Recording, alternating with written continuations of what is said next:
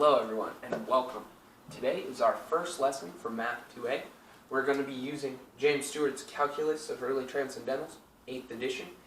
This is not the exact version that UCI uses. They actually have a split version of this textbook that is split into two separate books, one for 2A, 2B, and one for 2D and 2E. So we'll be using that textbook. It's all going to be the same lessons. And so welcome. Our first lesson today is 4 ways to represent a function. So what is a function? It is typically an equation that takes an input and gives you an output. So you can look at it sort of like a machine. So you have your x over here, right? And then you have your machine, your f, and it takes the input and gives an output f of x. So what's the definition of a function? A function is a rule that assigns an element from some set D and maps it to f of x in set E. So D and E don't necessarily matter. They're just arbitrary names for your sets. So they could really have been anything. So the input values of a function are called the domain, and the output values of the function are called the range. So an example of domain and range can be shown with a pretty easy example. Let's look at a function you all have seen many times before. F of x equals x squared. So to find the domain, you need to know what x values the function can take. Well, it can take all real numbers. So the domain of the function would be d from negative infinity to infinity, because the function can take all real numbers. But the range is going to be a little different because x squared will always be positive. What does that mean? Well, it means that it can never be negative, obviously. So the range is going to be from 0 to infinity. Right? So we have our domain and our range. Alright, so now let's get on to the 4 ways to represent a function. The first way is what I'm doing right now, verbally. The second way is numerically. That's usually with a table. And then the third way, graphically. And the fourth way, algebraically. That's the equation. So verbally, I could just say f of x equals x squared is just my input squared. So, and now let's get on to the table. So we have our function f of x equals x squared. Now to do it numerically, we have our table, x and f of x. And then we have negative 1, 0, 1, 2. And then it's 1, 0, 1, 4. Right? So that's our table. That's how we can do it numerically. And now we can do it visually with a graph. So we have our x, y coordinate, and we just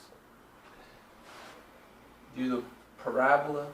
It's going up forever, both sides.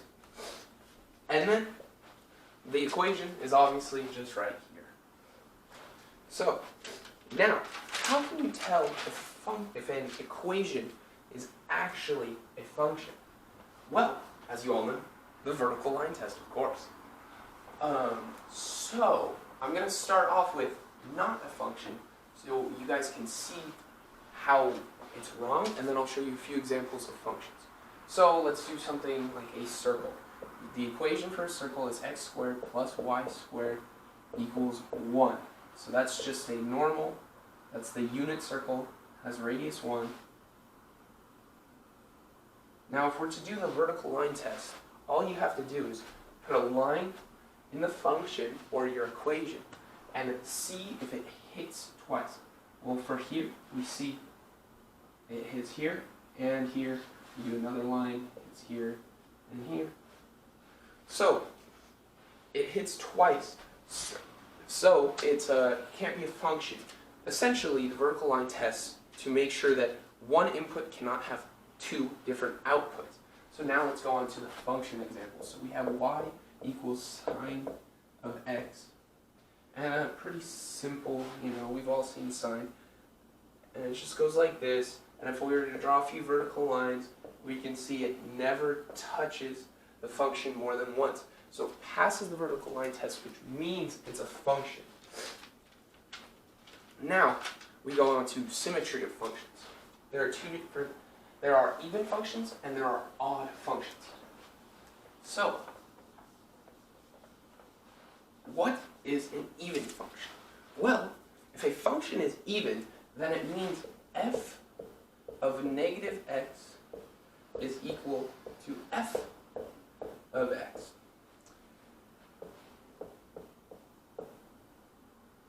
And if a function is odd, it states that f of negative x is equal to negative f of x. Well, what does this mean? Let's look at some examples to get a better idea.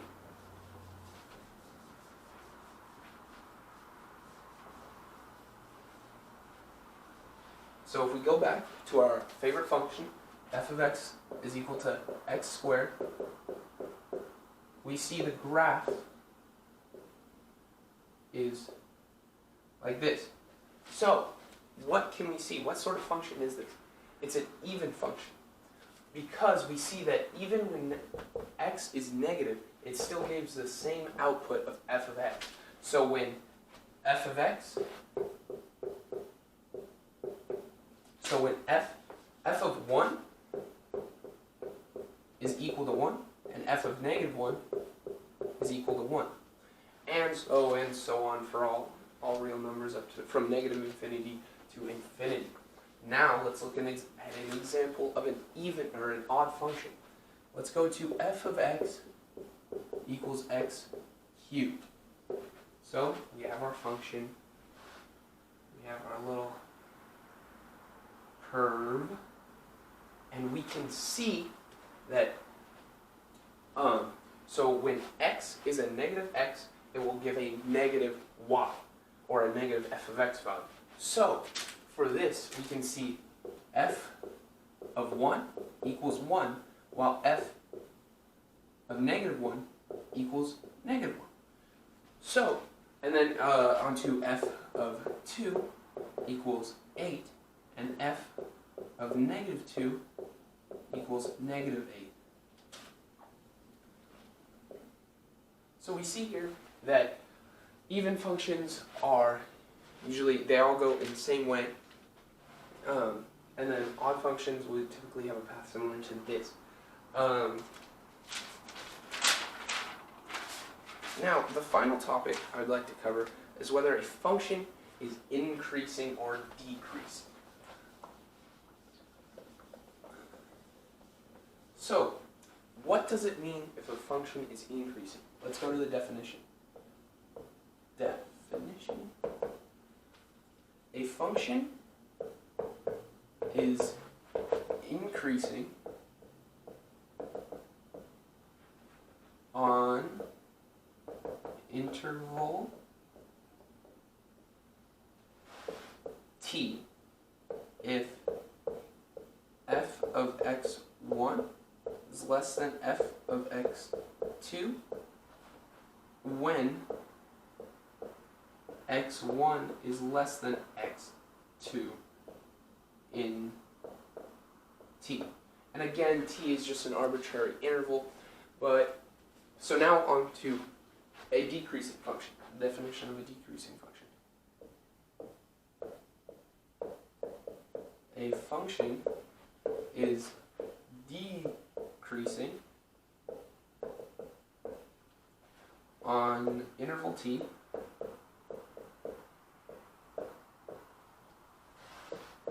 if f of x1 is greater than f of x2 when x1 is less than x2. So these are our two definitions. Now let's look at it graphically. So, pretty much what the increasing function states that your first input is smaller than your second input, while your first input is smaller than your second output, that means that the function is increasing. But if a function is decreasing, it means that your first input is bigger than your second. Wrong. Didn't say that. Your second input is bigger than your first input, but your second output is smaller than your first output.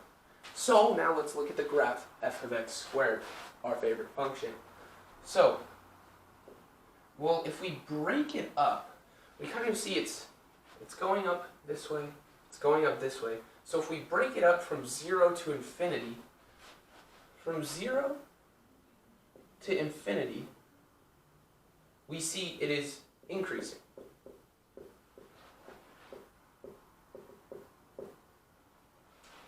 Right? Sorry, excuse me. While it is and from negative infinity to 0, it is decreasing.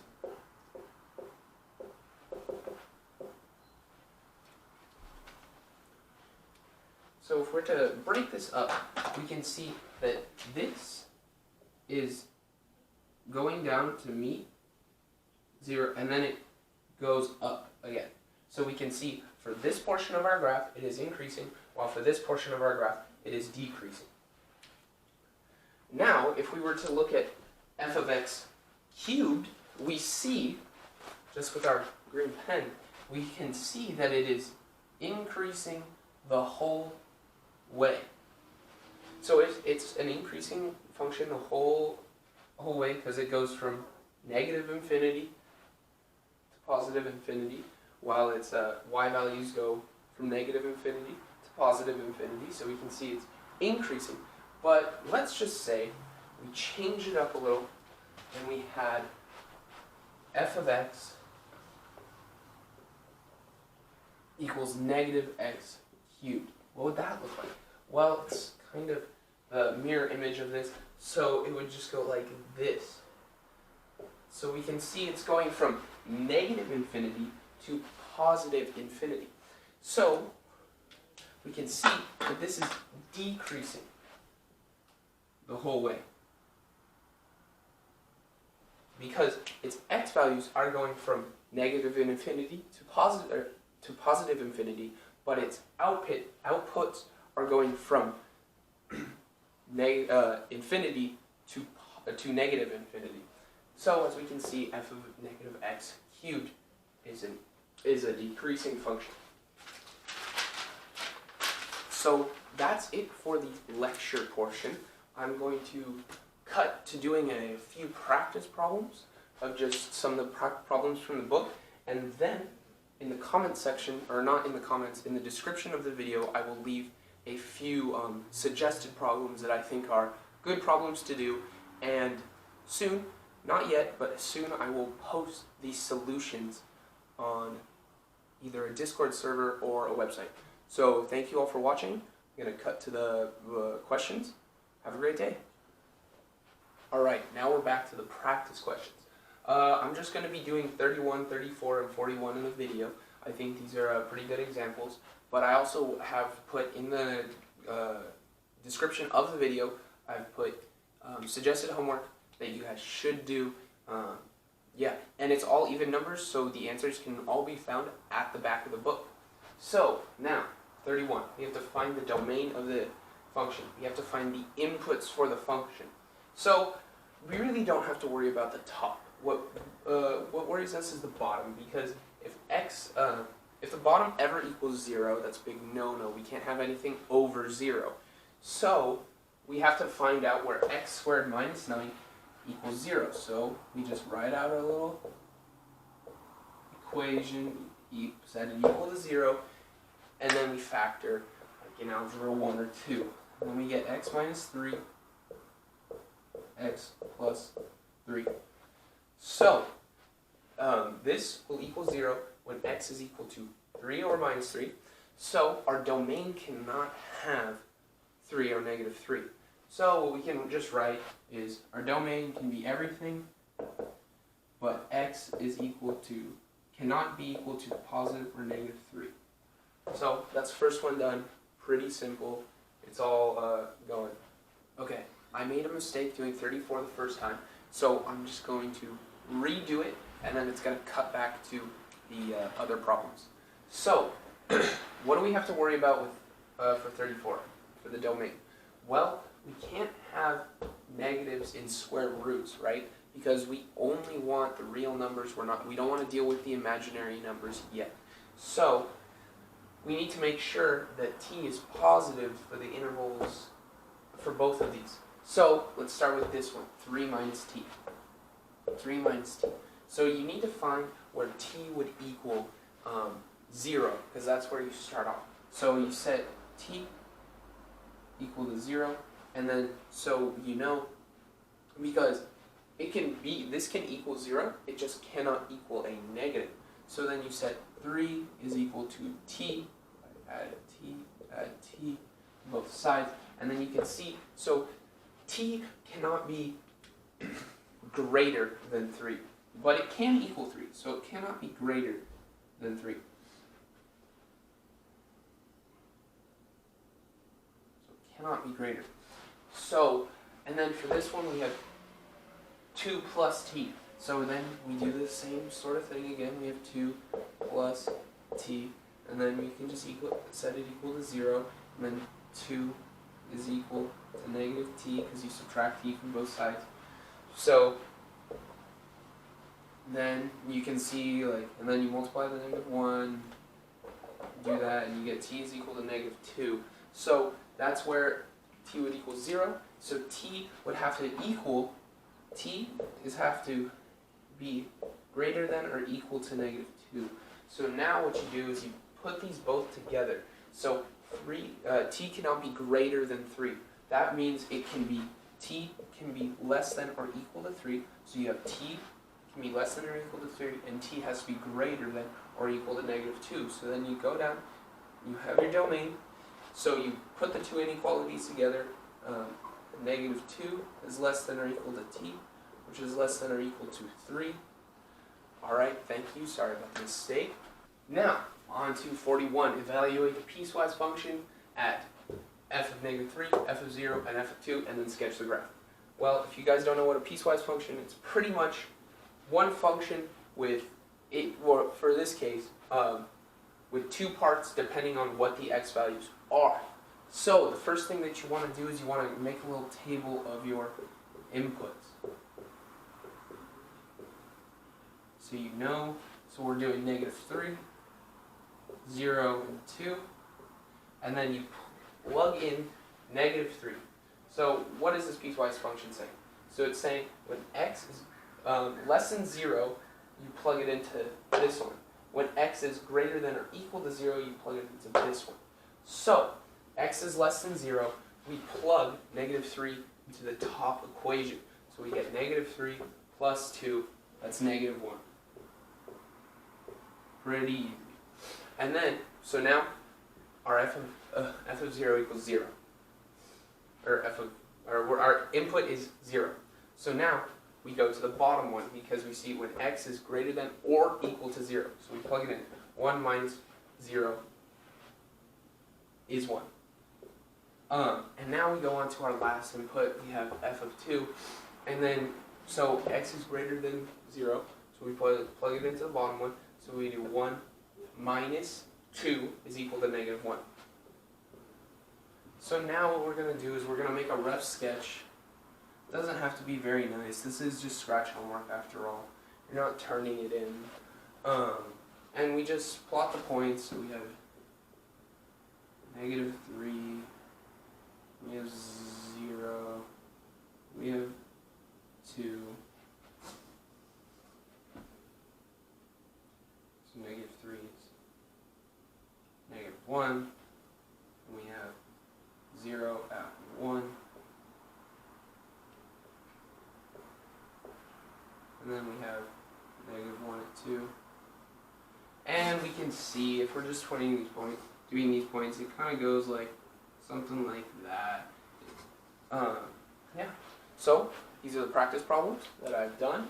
More will be in the description. And have a great day. Thank you.